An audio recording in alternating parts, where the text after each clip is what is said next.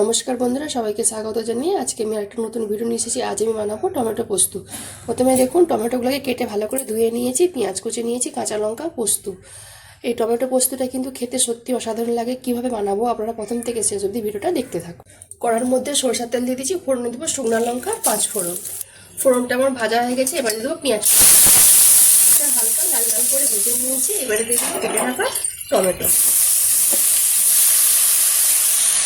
অল্প একটু হলুদ গুঁড়ো দিব, দিয়ে ভালো করে লাল লাল করে একটু ভেজে নেব। টমেটোগুলো দেখুন হালকা লাল লাল করে ভেজে নিয়েছি। এবার দিয়ে দেবো পোস্ত বাটা। ভালো করে পোস্তটা মিশিয়ে নিয়েছি। এবার পরিমাণ মতো নুন দিয়ে 1 চামচ চিনি দেবো, অল্প একটু লঙ্কা গুঁড়ি দেবো। ভালো করে সব মিশিয়ে নিব। একটু মশলা ধোয়া জল দিয়ে দেবো। উপর থেকে 3টা চিরা কাঁচা লঙ্কা দিয়ে দেবো। জল দিয়ে 2-3 মিনিট ভালো করে দেখে ফুটিয়ে নিয়েছি। টমেটোগুলো আমার গলে গেছে। টমেটো পোস্তটা কিন্তু আমার হয়েও গেছে। এবারে উপর থেকে আমি কাঁচা সরষের তেল ছড়িয়ে দেবো। ভালো করে মিশিয়ে আমি নামিয়ে নিব।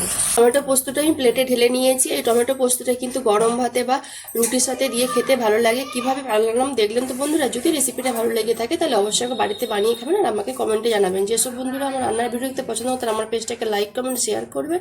আর যারা ইউটিউব চ্যানেল থেকে দেখছে তারা সাবস্ক্রাইব করে পাশের ঘন্টাকে ক্লিক করবেন। সবাই ভালো থাকুন, সুস্থ থাকুন আর সাবধানে থাকুন।